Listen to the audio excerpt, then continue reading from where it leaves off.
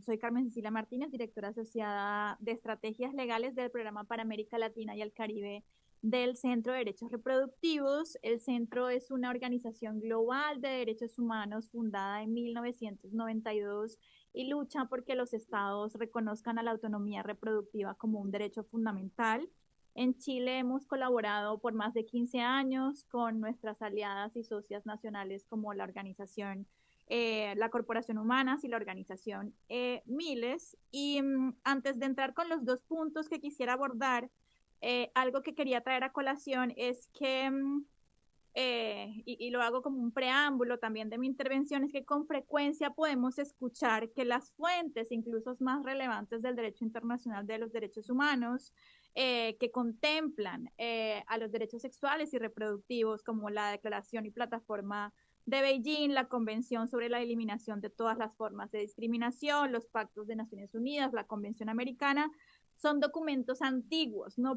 Y se dice entonces algunos detractores que son poco pertinentes para los debates actuales. Sin embargo, creo que es pertinente también sostener que esa idea desconoce cómo funciona el derecho internacional de los derechos humanos, que es un sistema dinámico y que los tratados no son piezas estáticas del pasado, sino son marcos jurídicos vivos que constantemente además eh, se actualizan a través de las interpretaciones auténticas que hacen justamente los diferentes órganos y mecanismos de monitoreos de tratados, ¿no? En el caso de Chile, estos instrumentos son absolutamente vigentes y en principio,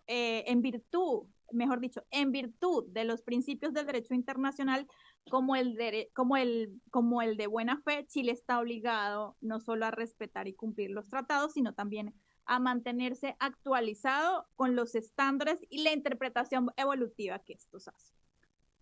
Bueno,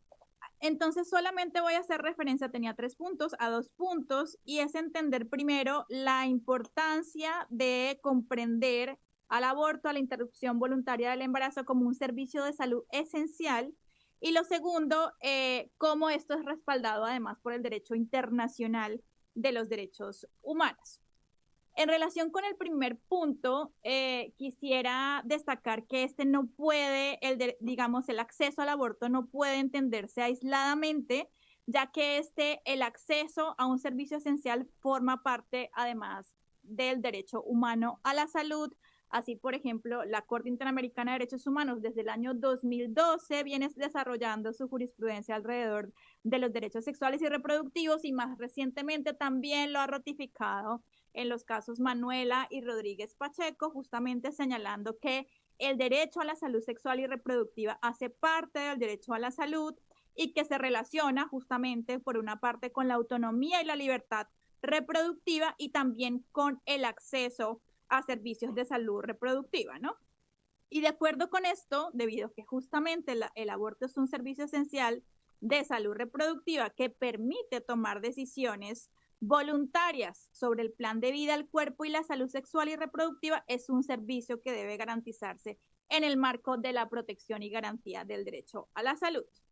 Hay una infinidad de estándares y desarrollos del derecho internacional de derechos humanos que reitera estos estándares desde el Comité de los Derechos Económicos, Sociales y Culturales, que por ejemplo en su observación general número 22 establece que los estados deben asegurar los servicios de salud sexual y reproductiva, entre ellos el aborto. En la misma línea, las directrices de la Organización Mundial de la Salud recargan que toda persona que lo requiera debe poder acceder a servicios de aborto seguros y oportunos, y además que restringir o dificultar este acceso no solo pone en riesgo la vida y la salud de las mujeres y personas gestantes, sino que supone una violación a sus derechos humanos.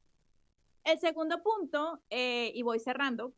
para pues, poder brindar espacio para la discusión, tiene que ver justamente con el debate tan importante y relevante que en estos tiempos está sosteniendo la sociedad chilena, que tiene que ver con la regulación del aborto, ¿no? Y avanzar justamente hacia esa despenalización. Y en este sentido, los estándares internacionales de derechos humanos son claros. El Estado tiene la obligación de despenalizar, pues es necesario que el acceso a este servicio esencial de salud sea regulado por fuera del derecho penal, y en ese sentido los órganos de tratados han sido consistentes. Por ejemplo, la observación general número 36 del Comité de Derechos Humanos sobre el Derecho a la Vida del año 2019 justamente establece que los estados no pueden regular el embarazo o el aborto de manera que obliguen a las mujeres y a las niñas a recurrir a abortos inseguros, ya que ello vulnera su derecho a la vida y a la salud.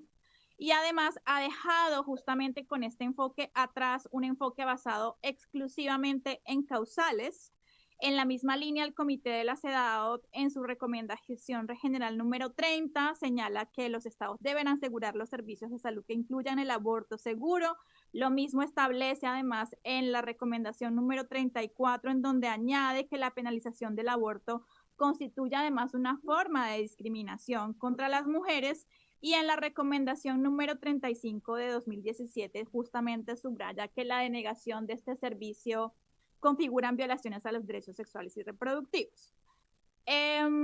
Además, en relación con Chile propiamente, tanto el Comité de la CEDAW como el Comité en sus revisiones de Chile realizadas en 2024 y en 2025 respectivamente, han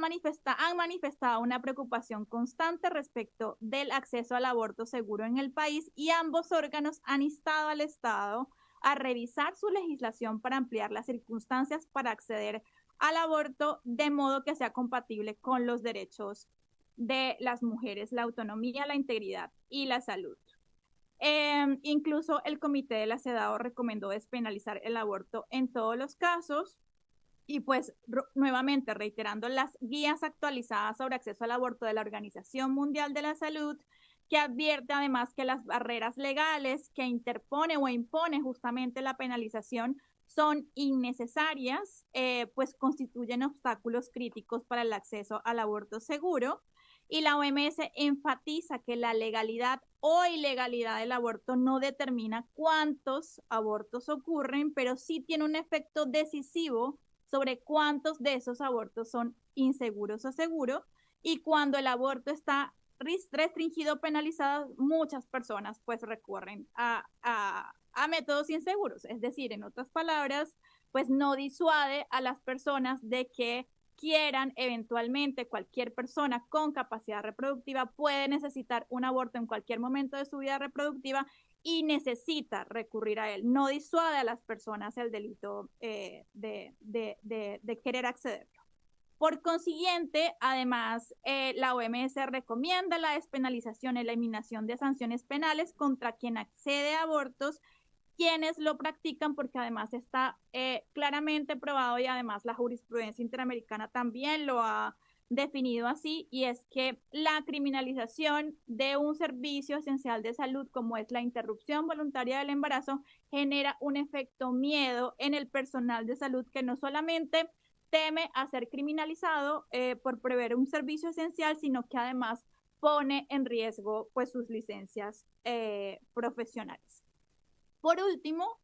el propio Comité de los Derechos del Niño en 2023 desarrolló su jurisprudencia alrededor del acceso al aborto, y justamente recomendó en un caso en particular sobre una niña a la que se negó la interrupción voluntaria del embarazo, una niña indígena que fue violada por su padre, víctima de incesto. No solamente se le niega la interrupción voluntaria del embarazo, sino que luego se criminaliza por tener un aborto involuntario, y justamente el Comité de Derechos del Niño insta al Estado peruano a despenalizar el aborto en todos los casos de embarazos infantiles. Por lo tanto, ya para cerrar, el aborto es un servicio esencial de salud que debe ser regulado por fuera del derecho penal en línea con las obligaciones internacionales, y garantizar en últimas los derechos sexuales y reproductivos, como han dicho también las compañeras legisladoras de México, pues no divide a las sociedades, sino que las fortalece, porque asegura que todas las personas puedan decidir sobre sus cuerpos y su proyecto de vida, y poder tener además una vida con dignidad. Muchas gracias.